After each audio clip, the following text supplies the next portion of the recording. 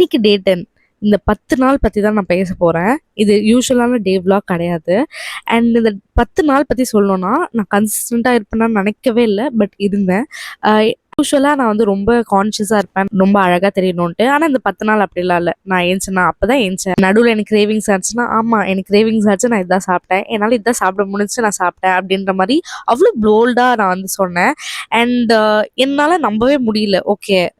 இதுல ஆட் ஆகாத ஒண்ணு என்னன்னா, saying no to many things. இல்ல வேண்டாம். எனக்கு புடிச்சதுக்குலாம் நோ சொல்றதுலாம் எனக்கு ரொம்ப ஃப்ரஸ்ட்ரேட் ஆச்சு ஆரம்பத்துல. அண்ட் ஜிம்லாம் போய் நெறைய நாள் அழுதுருக்கேன். இல்ல என்னால முடியல, என்னால பண்ண முடியல அப்படின்னு சொல்லிட்டு. பட் ஒன் திங் இஸ் பண்ணி தான் பார்ப்போமே! அப்படின்ற ஒரு திங் மட்டும் தான் என்ன மூவ் பண்ண வச்சிருக்கு. இதுலயே எனக்கு ரொம்ப பெரிய விஷயமா எனக்கு தெரிஞ்சுச்சு. அண்ட் நான் எனக்குள்ள இருக்கிற சேஞ்ச பார்க்குறேன். நாட் வெயிட் குறைஞ்சது. எனக்குள்ள இருக்க டிசிப்ளின்.